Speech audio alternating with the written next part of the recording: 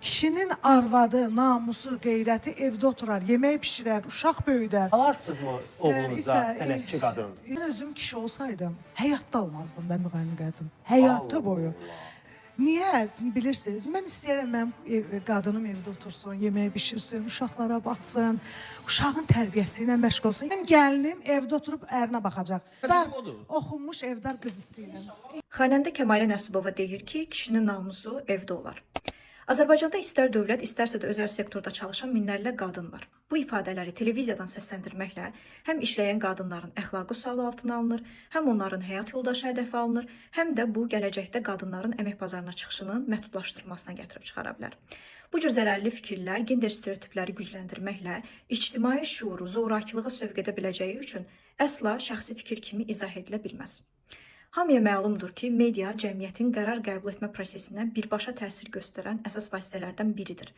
Məhz bu vasitə ilə insanların stereotiplərinə xitab etmək və kişinin namusu evdə olar ifadəsi ilə həm qadınları, həm kişiləri etiketləmək propagandadan başqa bir şey deyil.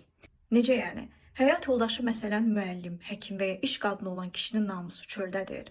Axı bugün məhz bu namus adı ilə zorakılıq və qadın qətillərinin sayı çoxalmağa davam edir.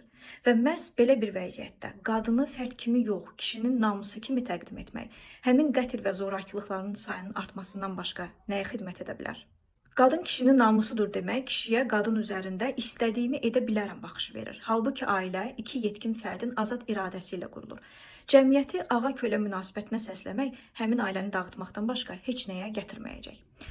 Paradoks isə həm də buradadır ki, xanəndə Kəmalə Nəsibova gəlinim evdə oturub oğluma baxacaq dedikdən sonra oxumuş evdar qız istəyirəm deməkdən də çəkinmir. Yəni bir qadın 4 və ya 6 il, bəzi ixtisaslarda 12 il zəhmət çəkib, vaxt ayırıb oxudu, oxumadı, bunun heç bir əhəmiyyəti yoxdur. Burada qadının təhsili sadəcə formal bir prosedur kimi təqdim olunur. Amma bütün bu çıxışın bir də media etikası aspekti var. Belə ki, Aparıcı Şükürovun oğlunuzun müğənni qadınla ailə qurmasına razı olarsınızmı sualı gender stereotipik sualdır. Jurnalistikanın əsas prinsiplərindən isə bir budur ki, sual məlumatlandırıcı olmalı və cəmiyyət üçün dəyər yaratmalıdır. Hər gün milyonlarla insanın qarşısında çıxış edirsiniz. Bu cür suallar və bu cür cavablarla reyting qazanmaq xatirinə insanların talelərinin faciəyə çevrilməsində rol oynayırsınız. Nə vaxt bunun məsuliyyətini dərk edəcəksiniz?